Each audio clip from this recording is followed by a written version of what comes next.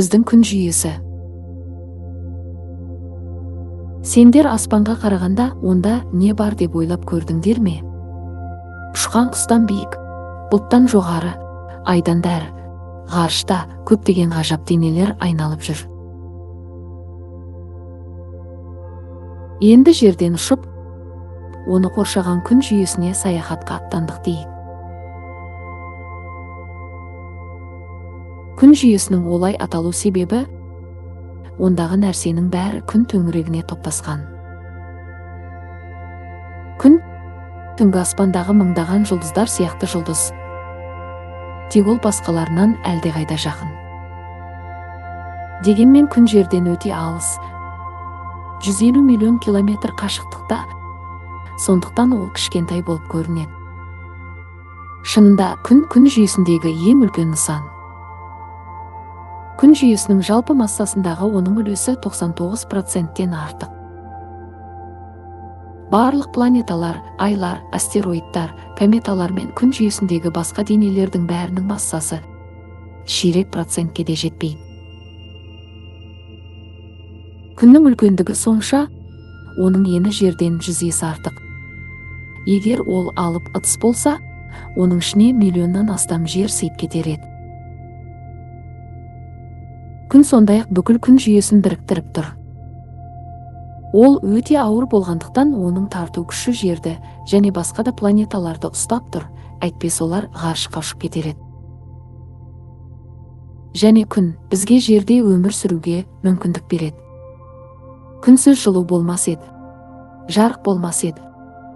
Өсімдіктер өсе алмай, су қатып қалып, ештеңе тірі қалмас еді. Күн үнемі жанып тұратындықтан ол бізге жылу мен жарық береді. Газдан, негізінен сутегімен гелийден тұратын алып шар жанғанда, оның ортасындағы қызу миллиондаған градусқа жетеді. Енді күнмен қоштасып, планеталарды зерттейік. Күннен шыққанда алғаш кезігетін планета бұл Меркурий. Меркурий күн жүйесіндегі ең кішкентай планета, жерден әлдеқайда кіші.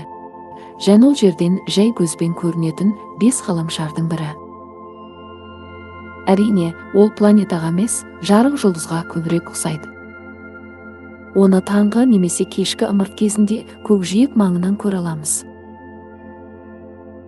Меркурий біздің айға өте ұқсас, кішкентай және тастақ беті кратерлерге толы. Меркурийдің серігі жоқ, сондай-ақ онда тыныс алатын ауа жоқ. Сендерге Меркурий беті онша ұнай қоймас, өйткені күнгейде қайнап тұрса, көлеңкеде бәрі қатып жатады.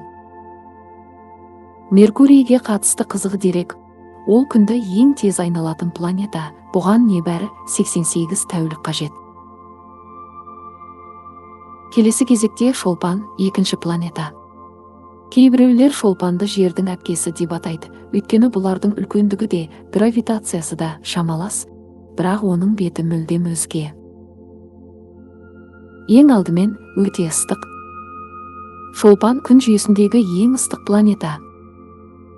Ол күнге Меркурийден жақын емес, бірақ көмірқышқыл газынан тұратын қалың атмосфера жылуды ұстайтындықтан шолпан көршісінен ыстықтау. Атмосфера қалың, бірақ онда демала алмайсың. Ол негізінен көміртегінің қос тотығынан тұрады, және күкірт қышқылы бұлттары бар. Шолпанға баруға тұрмайтын шығар, бірақ ол өте әдемі. Ол түнгі аспандағы екінші жарық нысан, тек ай ғана одан жарық. Егер күн шығарда, не батарда өте жарық жұлдыз көрсеңіз, бұл шолпан болуы әбден мүмкін. Шолпаннан кейін күннен санағанда 3-ші планета жерге келеміз. Әрине, сендерге жер жайлы бәрі мәлім, өйткені ол біз тұратын планета.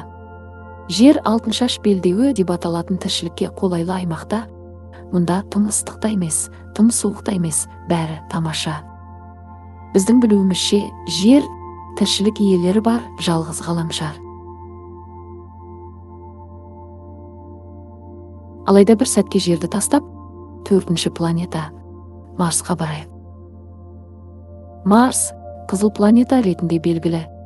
себебі топырақтағы темір тотығы, яғни тат, оған қызғылт түс береді. Марс шолпан мен жерден кіші, бірақ Меркурийден үлкен. Ол суық әрі тастақ, көмірқышқыл газы мен оттегінен тұратын жұқа атмосферасы бар. Марстан су мұзы да табылды. Ғалымдар Марста адам арнайы құрал жабдық көмегімен өмір сүре алады деп санайтындықтан, оған қызығушылық зор.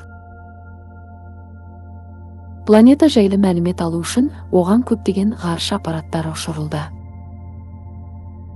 Дәл қазір Марс бетінде тұрған 4 арнайы робот жерге ақпарат беріп тұр. Меркурий мен шолпаннан айырмашылығы, Марстың серіктері бар. Оның 2 серігі біздің ай сияқты үлкен домалақ шар емес. Марс айлары кішкене әрі бұрыс пішінді. Ғалымдардың ойынша, Фобос пен Деймос Марс өзіне тартып алған астероидтар. Олар Марс пен Юпитер арасындағы негізгі астероидтар белдеуінен келген болуы мүмкін.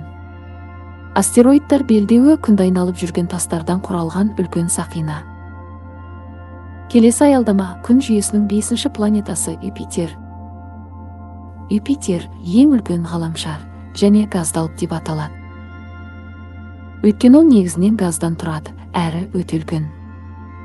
Юпитердің үлкендігі сонша, оның бір шетінен екінші шетіне дейін 11 жерді тізіп қоюға болады.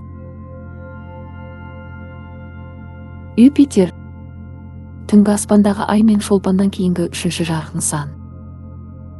Әдетте Юпитерді аспанда шолпаннан жоғарырақ таба аласыңдар, өйткені ол күннен қашықтау. Юпитерді айналып жүрген 80 серігі бар. Бірақ олардың көбі тым кішкене, біздегі таулардай не одан да кіші. Ал кейбір серіктер өте үлкен, екеуі тіпті Меркурий планетасымен шамалас. Олардың бірі Ганимед, күн жүйесіндегі ең үлкен ай. Осы үлкен айлардың кейбірін қарапайым телескоппен көруге болады. Адамдар Юпитерге қона алмайды, себебі ол газдан жасалған қонатын топырақ жоқ. Тіпті оның бір жеріне қонған күнде Юпитер бетінде долы дауылдар соғып тұр. Олар жердегі ең қатты дауылдардан әлдеқайда күшті. Бізге белгілі бір дауылды жерден де көре аламыз. Ол үлкен қызылдақ деп аталады және кемінде 200 жылдан бері соғуда. Юпитерден кейін тағы бір газдалып Сатурн орналасқан. Сатурн өзінің тамаша сақиналарымен даңқты. Алыстан қатты болып көрінгенмен сақиналар іс жүзінде сансыз мұз түйіршіктерінен, сондай-ақ тас пен шаңнан түзілген. Сатурнның 82 серігі бар. Олардың кейбірі Меркурийдей үлкен болса, кейбірі тым кішкене. Сатурн жайлы қызық дерек, ол үлкен болғанмен тығыздығы өте аз. Егер Сатурн сиятындай үлкен банына таба алсаңыз, ол батпай қалқып жүрер еді. Сатурн жерден телескопсыз көрінетін ең алыс планета.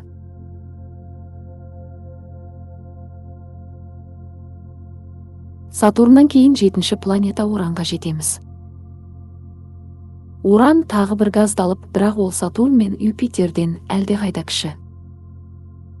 Басқа планеталардан ерекшелігі, Уранның еңкейгені сонша, ол жатып үйіріледі десе де болады. Уранның да сақиналары бар, бірақ олар Сатурндікінен көп кіші. Уранның 27 серігі ашылды. Ғаламшар бетін қаптаған көк метан бұлттары оны ғажайып түске бояйды. Күннен 8-ші планета Нептун Уранға өте ұқсас. Ол да газдалып, және оның да атмосферасында метан болғандықтан көк түсті болып көрінеді. Дегенмен Нептун Уранға қарағанда қою көктеу, бұған атмосферадағы белгілі бір ақшыл қабаттың Уранда 2 есе қалың болуы себеп. Нептунның бірнеше жіңішке сақинасы мен біз білетін 14 айы бар. Нептун өте алыс болғандықтан күнді тым ұзақ айналуға мәжбүр. Күнді 88 тәулікте айналып шығатын Меркурий естерінде ме?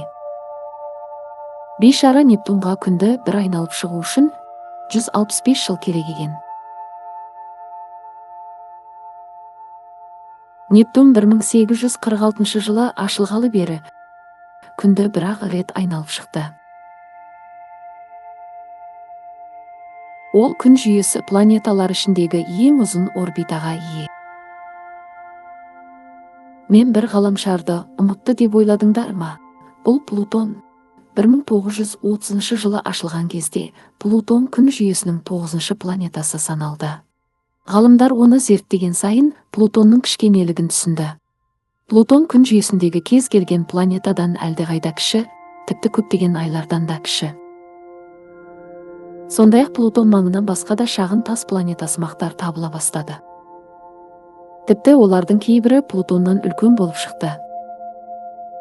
Сөйтіп 76 жыл планета атанған Плутон 2006 жылы ергежейлі планета деп жарияланды. Бұл оның планетаға ұқсас, бірақ одан көп кіші дене екенін білдіреді.